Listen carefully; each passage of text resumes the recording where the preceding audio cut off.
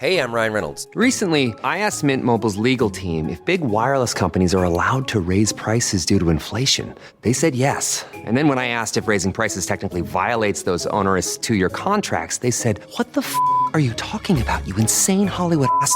So to recap, we're cutting the price of Mint Unlimited from $30 a month to just $15 a month. Give it a try at mintmobile.com/switch. $45 upfront payment equivalent to $15 per month. New customers on first 3-month plan only. Taxes and fees extra. Speed slower above 40 gigabytes. See details.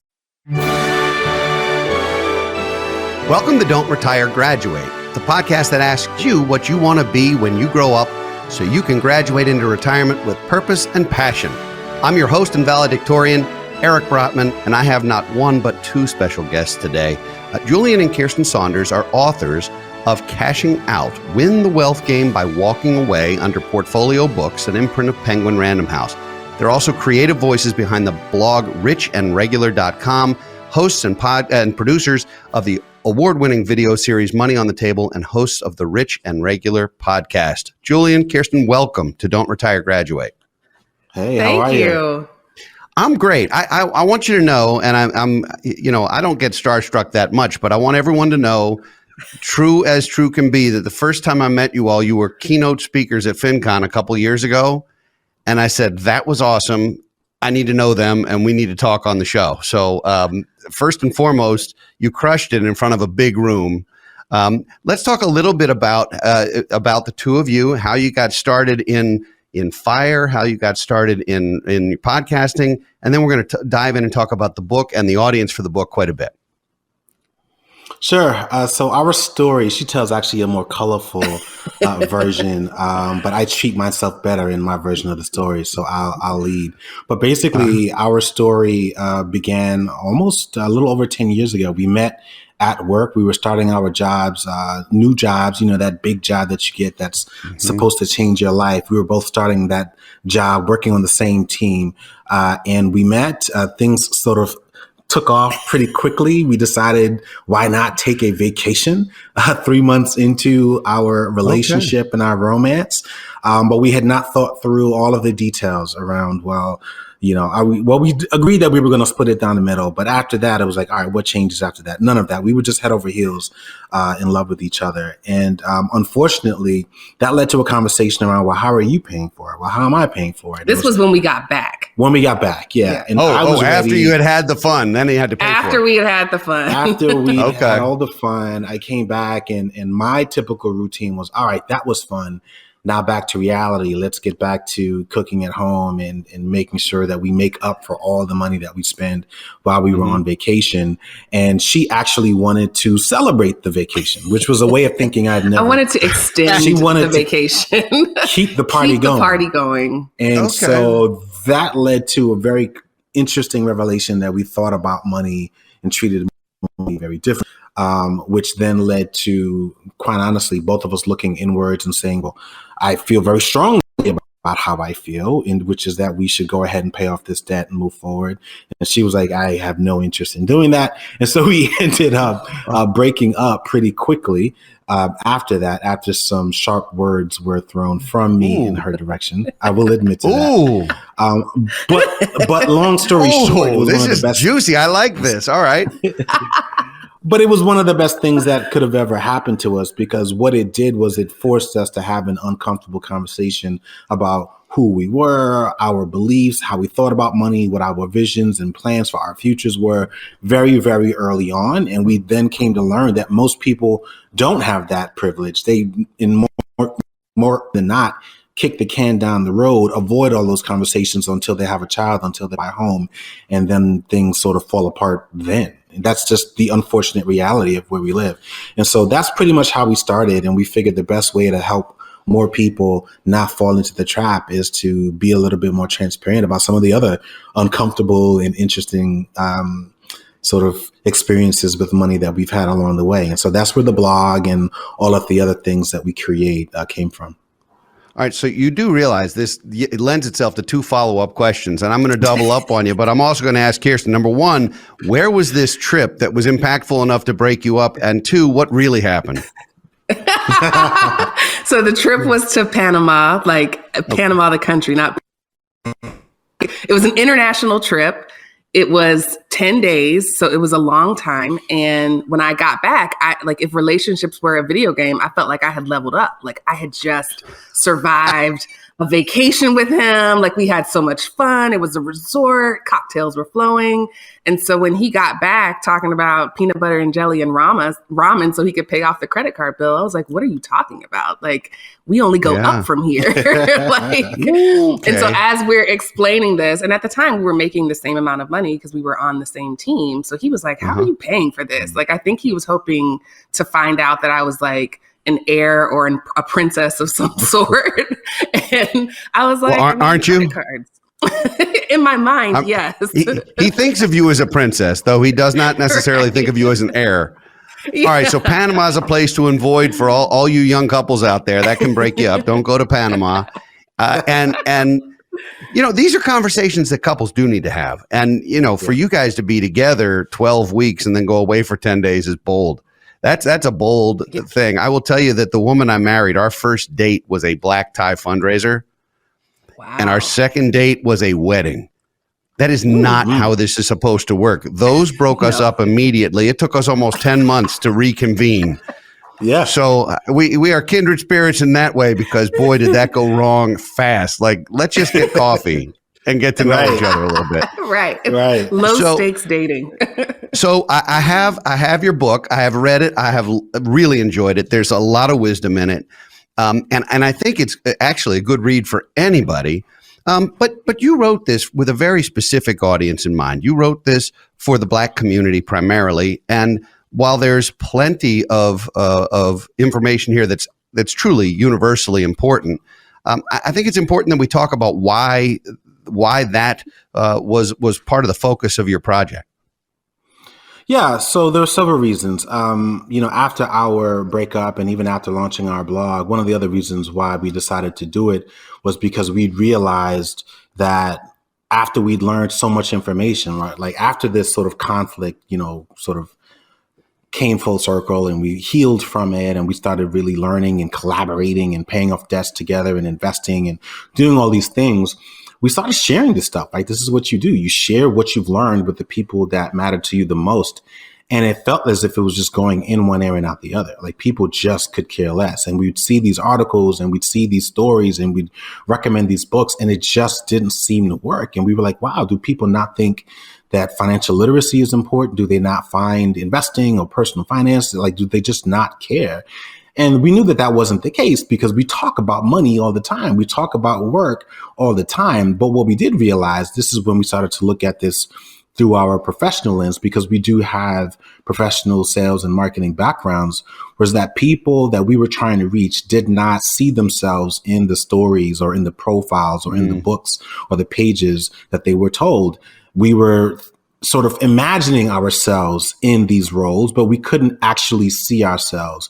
And so when we started thinking about it from that lens, it was like, oh, well, this is actually a really interesting challenge. Like, how do we take this same information, but make it really, really relevant to a target audience, which is marketing 101, right? Yeah. But this just had higher stakes because we were really concerned, like, wow, if so many of us are out here sort of aimlessly barreling through our careers or aimlessly giving money away, and aimlessly like just not saving enough or not preparing for future adjustments in our life or any of these things, like there's some real consequences to that.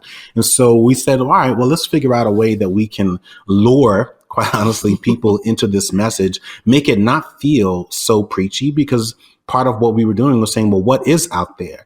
And that's great. Some of these things are really, really good at attracting this message to a certain group of people, but there were still a lot of people who were not being reached. And we took it upon ourselves to do what we could to try to impact them. Well, I trust that your message has reached a lot of people, because I know your podcast is well listened to, and I know your book is selling well, certainly selling better than mine. So I could take some marketing tips from you. I think you're talking about somewhat of an underserved community from a financial standpoint. And, in the book, you talk about the game being rigged. And that's true about a lot of things in finance, just in general. But in this particular case, I took that to mean that some of the things, some of the messaging, some of the paths that are out there may not feel open to everybody. Is that a fair assessment of what you were trying to accomplish there? Yeah, I mean, I think that's a fair assessment, especially when you look at the historical nature of our financial systems. Even something like time, which is, if you're in investing, that's our magic ingredient. We always harp on time in the market. And there are certain assets that Black Americans were not allowed to participate in at the same time as white Americans.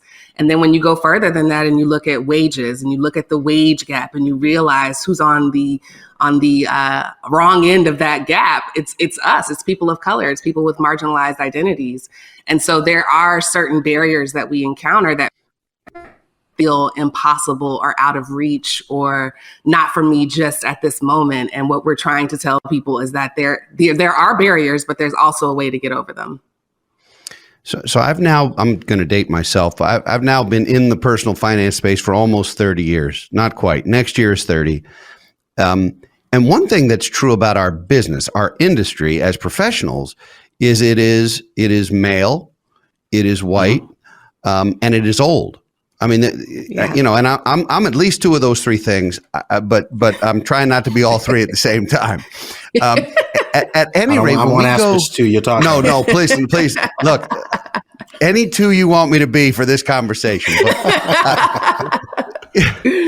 the reality is that we do a lot of hiring. We hire a lot of young people right out of college, and we teach them. We mentor them. They have it's like an apprenticeship almost to learn for a 5-year period. And when we go to these to try and attract students, the students who come to those presentations look a whole lot like, other than being younger, they look a whole lot like the industry already. And we've hired a number of young Black students out of school who are crushing it with us and doing a great job. And I asked them, why aren't more of your peers even looking at this career? And one of them told me, and it was eye-opening to me. He said, I tried to get some of my friends and classmates and teammates to come to this, and they're all like, no, that's not for us. And he didn't understand, but he did understand. I didn't understand why that would be and how that would persist. So I think it's sometimes helpful to get advice from people with whom you identify a little more closely. And that doesn't mean that you can't give great advice to anyone with a pulse, and I can't as well. It just means that sometimes hearing it from someone with whom you have some shared experience can be more impactful. And so I think you've accomplished that with this book. How else do you think this game is rigged? I mean, certainly from a time standpoint, you're absolutely right. Is the wage gap still something that is just undeniably a fact? Or is that because I know I don't see it here and I know we don't do it here, but apparently it's still there. It still happens. Yeah, and it's a really, really sad occurrence. It is stubborn. It is prevalent. And we think about this stuff quite often. And I always feel like I have to give a bit of a trigger warning, right? Because if you start talking about American history and all of these things that intersect with the work that we do, it's not just about money. It's about that at the intersection of work and race. Obviously, the income gap is really sort of a key topic that bubbles up to the top. But I would encourage people to think just for a second about slavery.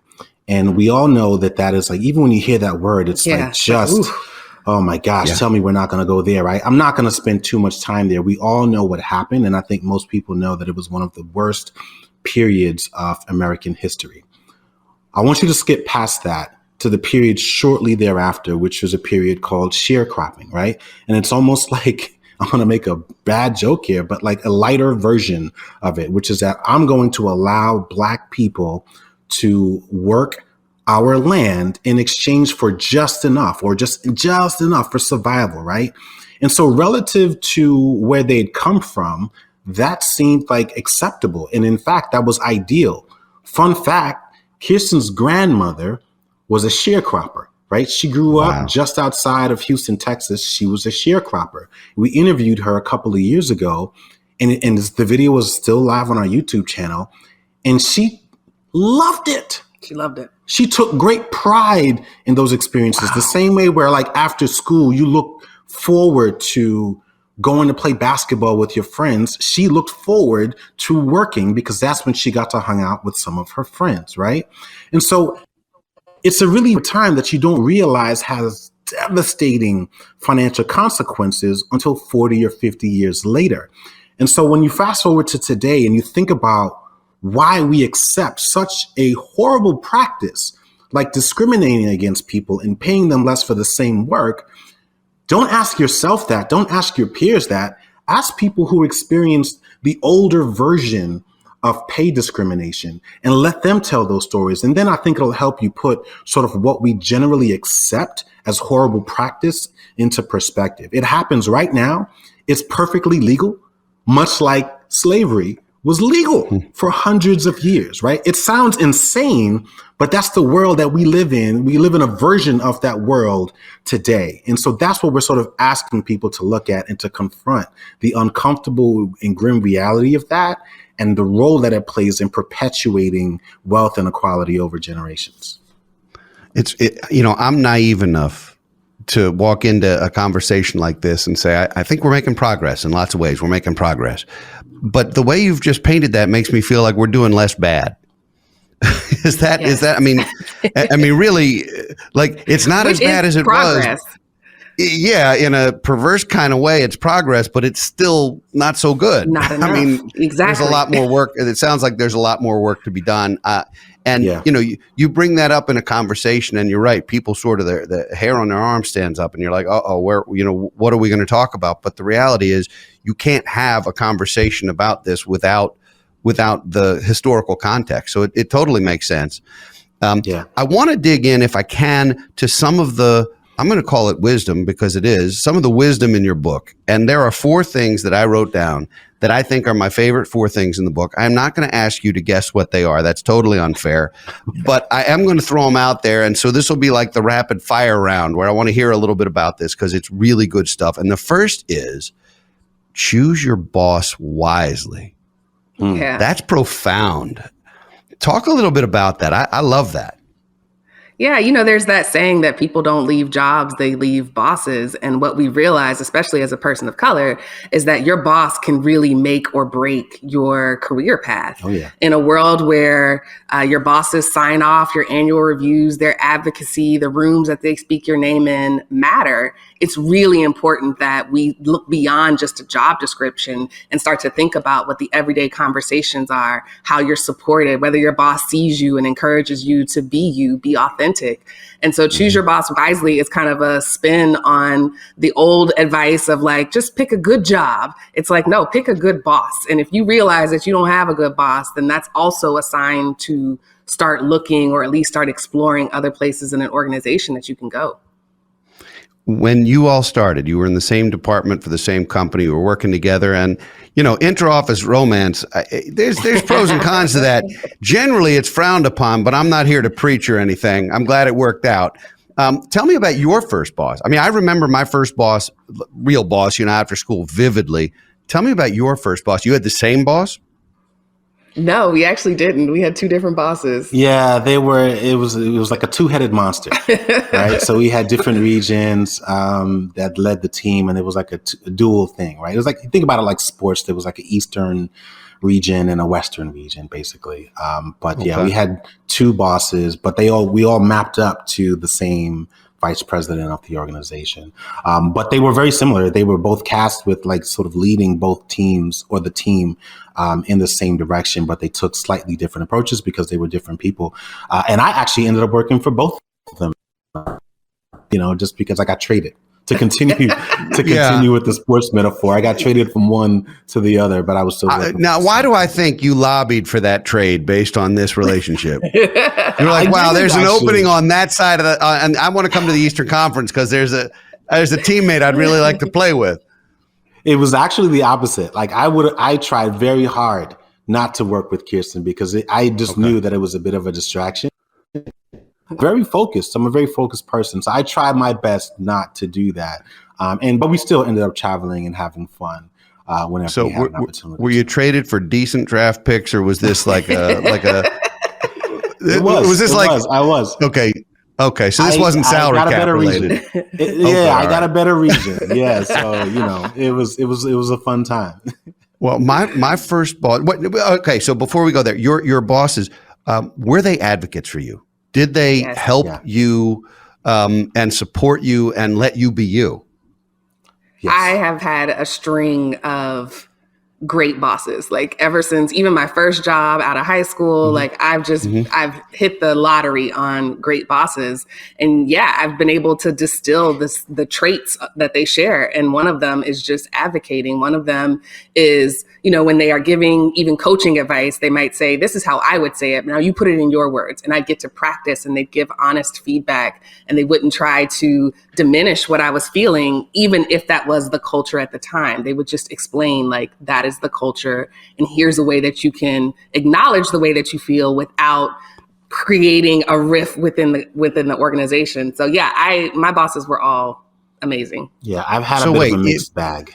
Wait a sec. If all your bosses were amazing, that makes you the common denominator. Is it possible that the bosses were amazing because you did such a great job that they had no choice but to be amazing? I mean, could you take some responsibility for that, or was this luck? I definitely played a role, but like all good things, they eventually stopped being amazing, which is why I left. Okay, well, you do know that. Oh, you were breaking up a little bit. You do know that when teams win, it's great players, and when they lose, it's lousy coaching. So sometimes it's tough to be the boss. I assume you're the boss of yourselves and each other. Well, she is anyway, and so we understand how that works. The next thing in the book I want to go to is something that I've been preaching, and I have a chapter in my book dedicated to, and it's pay yourself first. And it's something I think it is a personal finance. It's a financial literacy 101 concept. How do you get folks to see that? What is the magic behind pay yourself first? Well, I think it's reframing it as an incredible act of courage. We have a chapter in our book that really, at least I like to think that it does, is it helps people, specifically the people that we're reaching out to, not overthink investing, and to realize that part of the reason why they may not necessarily be investing as often or as consistently as we think they should, it actually has more to do with them not having the courage, right? And if you think about it, right, like to invest is to say, I'm willing to take a portion of income that I've worked so hard to create and not put it to use today because I have faith in my ability to recreate that income for the foreseeable future. And I think so many people, for a variety of reasons, whether it's trauma, whether it's they've got a really long list of bills that they need to pay, or they're anticipating future debts or some other sort of issue in their life, they are less willing to part ways and make long-term decisions with the income that they're creating today. And so what we're really asking them to do is say, let's acknowledge that fear. And what we're asking you to do is to tap into like micro doses of courage, right? I'm not asking you to jump in front of a train. I'm not asking you to save, an animal out of a tree, but I am asking you to trust that you are as smart as you describe yourself on LinkedIn. And I believe that you have the ability to create future income. So you should therefore have the similar level of courage and confidence that if you part ways with this income for the betterment of your future through the act of investing, that it'll be okay, that you won't need it for 30 years. I think that's still one of the prevailing issues that people have, specifically when it relates to things like tax advantaged accounts. It's like, oh my gosh, I'm putting it somewhere and I can't touch it. And that language seems very scary to them because, it sort of works against this anticipated sense of urgency that they think they're going to be dealing with sooner rather than later. I love that that's the nice version, because Julian's from Brooklyn. And so typically he will pull up their LinkedIn page and be like, I thought you were a thought leader who produces brilliant results, and he calls them out on all these traits. And it's like, paying yourself first is like a version of this. Why are you skipping this very simple thing? Have you been on my LinkedIn page? Because I got, now I'm afraid I have to block you on social media. So that's fine. I can do that. All right. Now, this next thing I have never heard before. So choosing your boss, paying yourself first, I've heard that there's some conventional wisdom to it, but this I have never heard before. And I'm not pointing this question at either one of you because I know better, but you said to think of investing as financial hygiene. And you liken putting money in your 401k to brushing your teeth, which is, I've never heard that before. So not that I want to get into any of your personal hygiene habits whatsoever. I'm not sharing mine, but how did you come up with that? Like, that is uniquely interesting to me. It's a combination of both of us. I remember when I was little, right about my son's age, he's a kindergartner, I used to try to get out of brushing my teeth because I just would want to do other things. I would want to go to bed or start playing. And I would ask my dad, do I have to brush my teeth? And his response was always, well, just the ones you want to keep. Like, it's just he put it right back on me. And so the same is true for financial hygiene, where it's like, it's the version of this is on you. You know, retirement is one of the few things that you cannot leverage through federal loans or, you know, some sort of program. Like, it's on you to save for a world where you're not producing in the traditional way. And so comparing it to hygiene, comparing it to the little habits that you really don't think about on a day-to-day basis, you just know that you should do them because they take care of this body that we're in, this you know, physical space that we occupy. It felt like a very natural metaphor for me. I also have very clear memories of a horrific deep cleaning that brought me to tears. And in my mind, I at least think that there are a lot of people that when they hear those two words, deep cleaning, they just become deeply fearful. It's like, oh no, I do not want to go through that again. And so, you know, if brushing your teeth 2 times a day is the sort of automatic muscle memory that you do to avoid that pain, then that's certainly something that we were interested in tapping into. So there was a little bit of that in there as well. But to Kiersten's point, it was really just about building the habit and the fact that it's non-negotiable. I'd like to think it's non-negotiable. Very few people just jump up out of bed and go straight to work having not brushed their teeth, right? It's a muscle memory. Goodness. You do it every single day. But you don't have to think. At least rinse your mouth out. You brush your teeth. Oh, man. So that's what we're tapping into. The thought of having our entire office full of folks having not brushed their teeth this morning has me want to stay in this little studio. I'm good. I'm not going back out there just in case. And by the way, having met you in person, your dad must have been pretty smart because to the best of my knowledge, you do have a full set of teeth, for the record. I do. So you did keep them. It seems like you both do. And you don't have to tell me if they're not real. They look great. All right. So my fourth piece of this from the book, one of my favorite sections, you do a piece that is really looking forward and almost kind of a pay it forward, giving it back kind of thing. But you say become a connector. And I think one of the things that separates not only a good mentor or good boss or good coach or just a professional who's upwardly mobile from those who aren't is the ability to connect different people, meet different people and say, hey, you know, person A and person B need to get together and everybody's going to win on this deal. I think connecting people is an insanely valuable skill and not everyone thinks of it that way. This doesn't strike me as personal finance as much as it does just general wisdom. How do you tie that to the financial conversation? And how did you come up with that? Because I really like it. I'm pretty sure you wrote that. All right. So neither of you actually came up with that. We've established this now. She wrote that. She wrote, well, I think she's blanking on her story. No. All right. I'm like, oh, I said that? No, I'm just kidding. It's a value that I just wait a minute. Let me just, it is on page 224. You should remember it's right at the top of page 224. You want to read it? No, please don't. It's all right. Don't. No, I do think there's, please. It's a skill and a trait that I have long valued and prioritized in my life. We believe that community is the secret to everything. And I'm not just talking about like the internet version of community where it's just a bunch of followers in a room. I'm talking about like actual community where you could go and borrow a cup of sugar or an egg or tell somebody that you have a pain in your left hip and they have a referral for, like, that type of community is what makes a democracy strong. It's what makes individuals be able to retire comfortably. And so the role that people need to learn how to play is to not just like consume community, but to also be a part and feed it and connect people. I think all of us have a unique network, a unique gift, a unique way of looking at things, but some of us are too scared or too apprehensive to share that. And so this idea of encouraging people to share what they learn is the thing that keeps the FIRE community and other communities of practice alive. It's the thing that gives us new information. You can't just go to the first page of Google and assume that that's good information anymore, unfortunately. Yeah. So like this idea that, you know, humans should still connect with humans, I just feel like is a fundamental way of being. I know that was when we talk woo-woo, about but. No, but when we talk about telling your personal story, you did a really good job in the book of telling your story, and that story included some mind-numbing debt.